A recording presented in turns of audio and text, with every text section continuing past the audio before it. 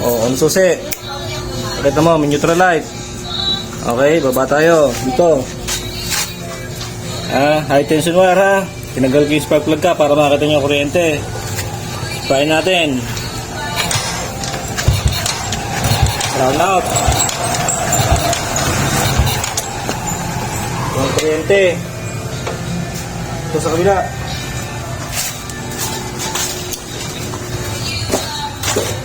Binubot ko na ha. Walang kuryente dito, naka-on ha. Matay mo lang susi. Bubuot natin to. Ito yung primary coil, no? Ilapit mo na. Lapit mo pa. Tapag mo rito sa wire na to. Ang kulay ng wire na yan, black na may stripe na pula. Primary coil yan ha. Yung ganitong itsura ng motor, pakita mo tong cover, no? Parang Weibo 100 yan. Pero ito SIM to. Oh. May mga primary coil yan. Hindi battery drive ang CDI. Ito CDI nya. Hindi yan battery drive, primary coil yan. I-check natin, no? Itong primary coil, kung maganda pa yung kanyang ohm reading. Tapat mo rito tester. Ilalagay ang multitester, mabuti. Ilalagay sa ohms. Okay? Dito, ilagay mo rito sa wire. Kahit saan mapatapat yung wire, walang problema. Okay? Isang test probe, ilagay dito sa primary coil, no? Isang test probe, ilagay sa ground. Ilagay sa ground, kita? Tapat mo dun sa ilalim. Baba mo pa. O, so nakikita nyo, 573.9 ohms. Mataas pa po yung ating primary coil, no? Mataas pa. Ngayon, ito po yung CDI, mga sir, no? Yan. Papalitan po muna natin to, saka natin babasahan ng kuryente. Okay po. Kasi po, dito po, ito po yung pinakakain ng primary coil. Ito po yung CDI nya. Okay? Yan. Pwede po dito pang Weibo 100. Okay, XRM 110. Okay, kukuha muna ako ng CDI. Cut mo muna na. So, meron tayo dito ng CDI. Ayan, pang XRM 110. Okay, sarado pa yan, bubuksan natin. So, subuko naman na ito CDI na to. Yung isa ko nagawa, isang taon mahigit na. Hanggang ngayon na-under pa rin. Inilagay ko sa Weibo 100. Ayan, bubuksan natin ha.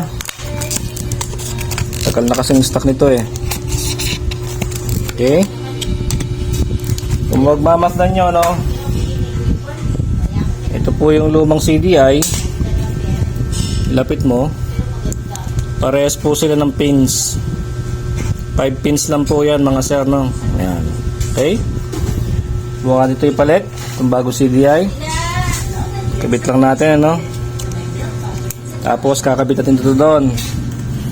Titignan natin kung may kuryente. Kung may kuryente na yung high tension wire. Iwanag po, mga sir. Yan. Ito pong primary coil, yan po magsusupply ng kuryente rito sa ating CDI ha. Yan. Hindi mo natin siya battery drive. Kasi maganda pa naman yung nakuha kong reading sa ating primary coil. Lipat sa kabila.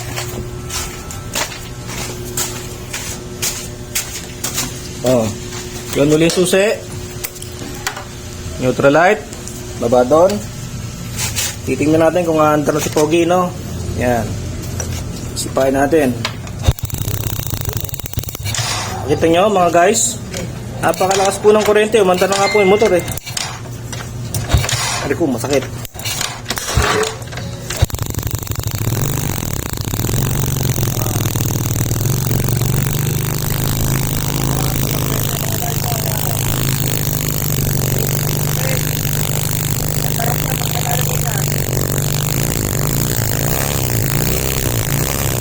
Okay? Oh. Harap mo dito. Nanay mo, ingay na ingay. Nagbablog tayo, no? SIM po ito. SIM bonus. Bonus SIM. Okay? Dito rito. Oh. Pinakita ko na sa inyo lahat kung paano mag-troubleshoot, no, ng primary coil. Kung anong reading na dapat makuha, 500 plus. Okay, so ngayon, babalutin na uli natin to at ibabalik na to si customer. Ganun lang po kasimple, no. Kung magtatanong naman kung saan ko nabili to, no, Shopee lang po mga sir, no. Hanap na lang po kayo, type nyo lang Wave 100 o kaya XRM CDI. Okay, maraming salamat po, Kat. So pinapull wave na rin nung may-ari yung SIM nya, no. Okay, regulator na ginagamit natin, lihiwa, no, mga sir. So ganyan po siyang kalinis ngayon, no.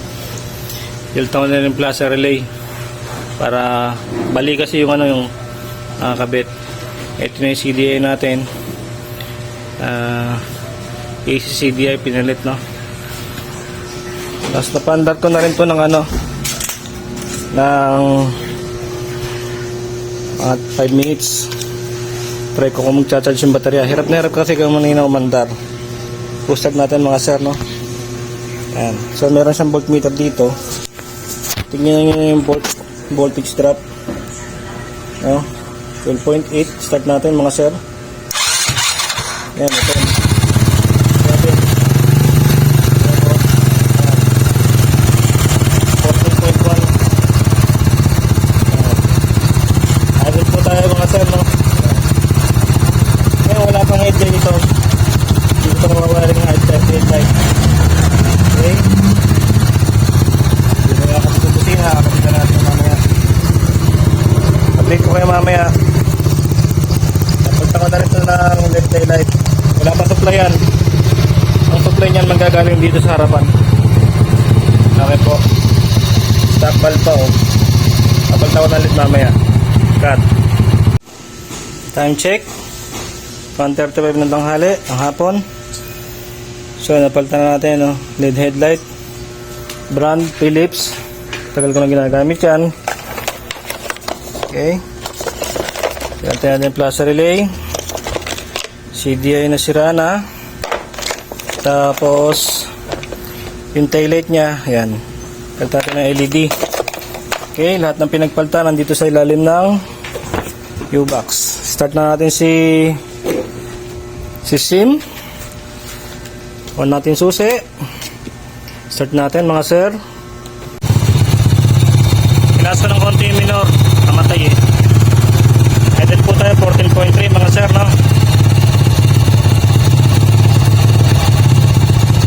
Ayan, 14.3. So ito na si SIM. Okay, inasa natin yung hazard nya kasi ito yung hazard nya dati. Pangit yan. So inasa natin yung hazard. Kaya saan no, magsimula po pwede, no. Alam mo, ang kanan, diretsyon yung kaliwa, papasin nyo, mag-hazard na po yan mga sir. Okay, may hazard na siya.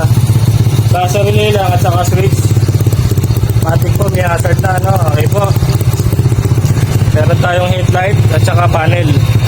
Ito po, switch ito, tangay na po lahat, panel, taillight at headlight. Subukan po natin mag-on. Ayun, no, off, on. Okay, isang switch lang, no. Ito yung low beam saka high beam. Ito, may ilaw na tayo sa panel, no. Okay, may ilaw na rin tayo sa taillight. LED taillight po mga sir, no. Yan, check natin yung ilaw, yung headlight Philips, no. Low beam, high beam, low beam, high beam, low beam, high beam. Hindi ko kaya ipakita yung bulaga, yung buga. Yung anong napakaliwanag pa, no, mga sir. Low beam, high beam, low beam, high beam. Okay po mga sir. So naka headlight sa high, hazard. Idle po tayo mga sir, oh. Okay, malikot. Okay po.